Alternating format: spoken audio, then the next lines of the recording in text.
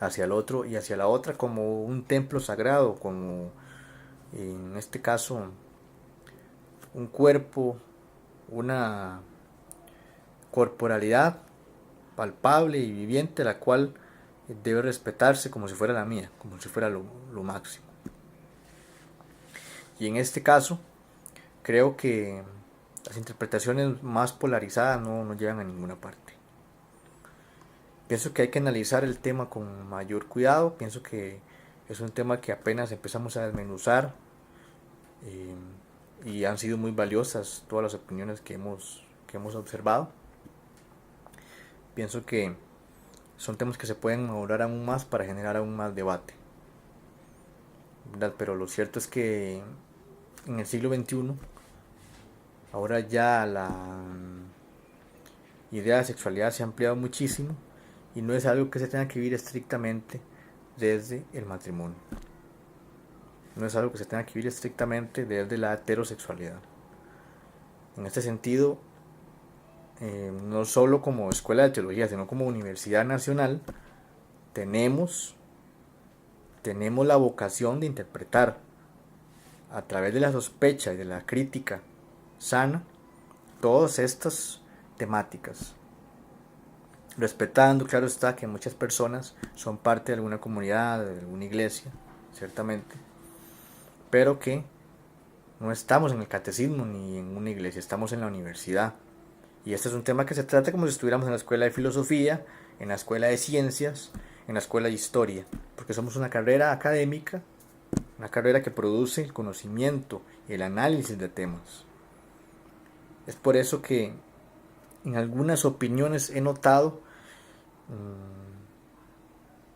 que solamente se ha observado ese acervo estrictamente más moral, esa parte quizá eh, más eclesial, tal vez por decirlo de alguna manera, y no hemos llegado a hacer un análisis un poco más profundo de esta temática.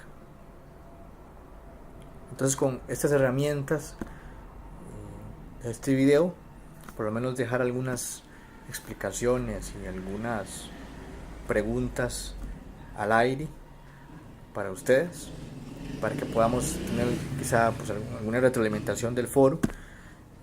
Me gustaría entonces que estuviéramos interactuando y que me respondieran o preguntaran o yo preguntarles y entonces tener una comunicación más cercana.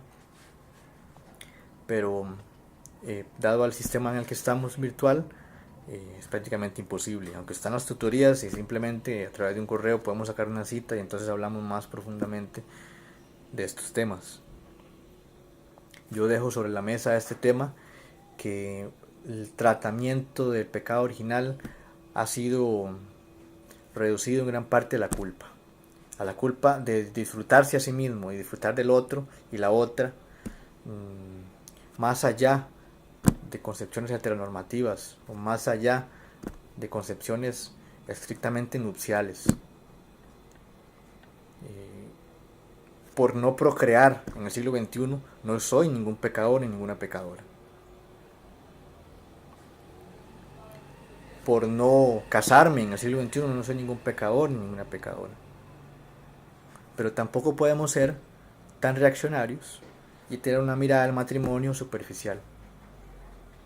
La persona que se casa es porque establece un proyecto de vida, sean heterosexuales, bisexuales, homosexuales, en fin, transexuales. El matrimonio también es un proyecto de vida que, pienso yo, ya no debería verse tanto como un negocio económico, como un estamento jurídico, pero tampoco estrictamente como un sacramento. ¿Es el matrimonio un sacramento? Yo siento que sí. Y eso le da un carácter sagrado, hermoso al matrimonio, profundo, en fin. Pero el matrimonio creo que va más allá de eso. Hay que reflexionar entonces sobre las nociones de pecado y matrimonio y la culpa. Cuando Pablo en 1 Corintios 6:9 condena a que no entrarán en el reino de Dios, que es un reino que ya está por venir en la tierra, porque no es afuera, es en la tierra, Un semita no pensaría, un semita como Pablo no pensaría el reino de Dios más allá. Eso es muy platónico. El reino de Dios es aquí y ahora, y está a punto de acontecer en Pablo. Y en ese reino hay personas que no aportan nada, dice Pablo. Los borrachos, los adúlteros, los fornicarios y tal.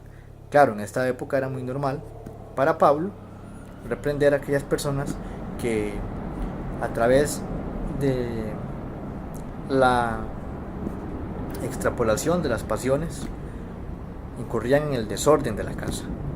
La metáfora de la casa es sumamente importante para el cristianismo primitivo. Entonces, claro, todas estas personas que causaban desórdenes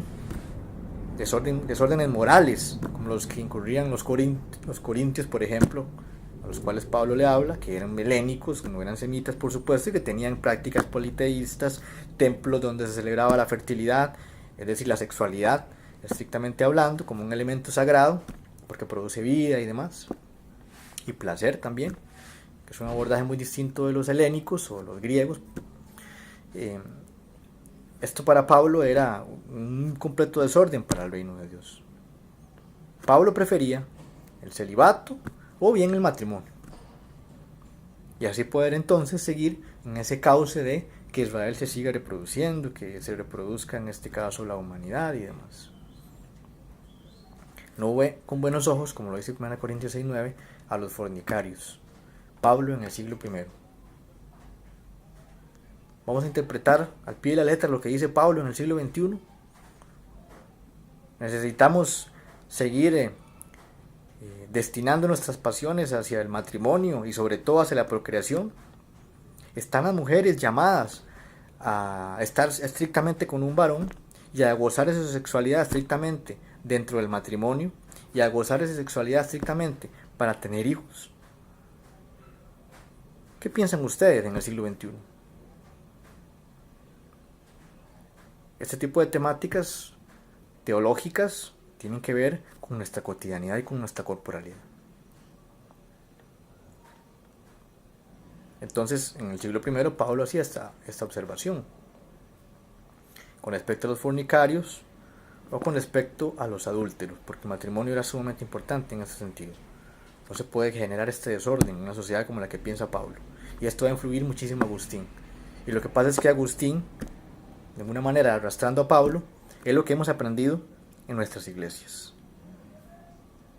Se popularizó, se vulgarizó de alguna manera. Nosotros lo analizamos con textos puntuales, académicamente, pero eso es lo que se cree en la mayoría de iglesias cristianas. Basta con escuchar a diputados muy conservadores de la rama no solo católica, sino evangélica.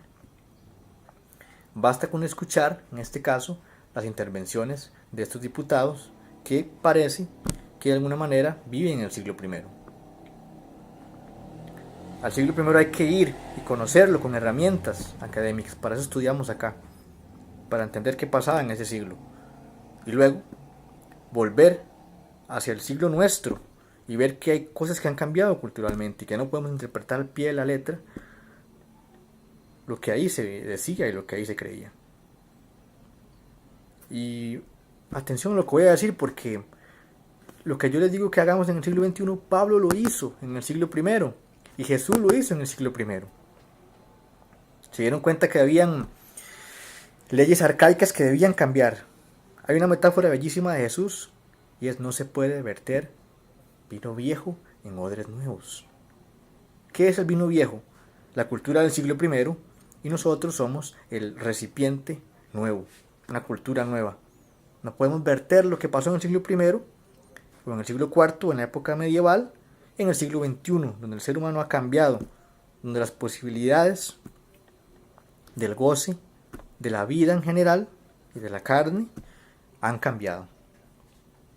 Yo planteo que debemos volver a aquel uso saludable de la carnalidad y de la corporalidad. No un uso culpabilizador, punitivo estrictamente hablando, satanizador de la sexualidad, sino que deberíamos ser un poquito estoicos, en tanto que lo que importa es que lo que yo haga o deje de hacer con mi cuerpo es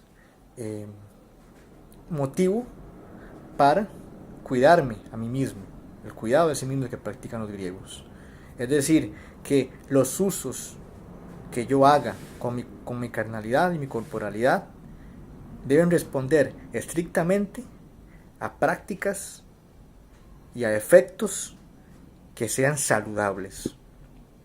Saludables en tanto que sean formas de cuidarme a mí mismo.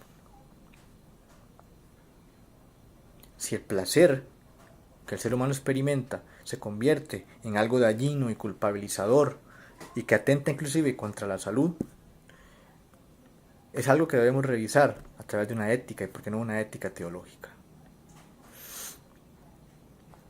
Yo pienso que podemos llevar la reflexión del pecado, no solo del pecado, sino del goce humano, lo podemos llevar más allá de del moralismo y de la doble moral y de la culpabilidad.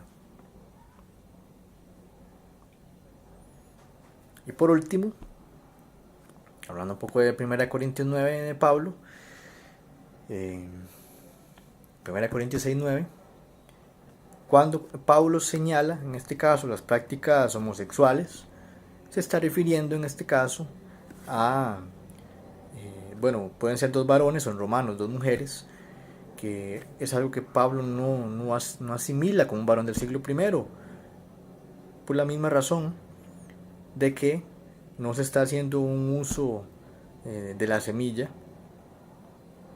para procrear. Entonces, como judío, que era muy helenizado, Pablo no advierte que esté sano esta práctica entre personas del mismo sexo. Por una simple y sencilla razón: no están procreando. En el siglo XXI, ¿cómo interpretaríamos esto?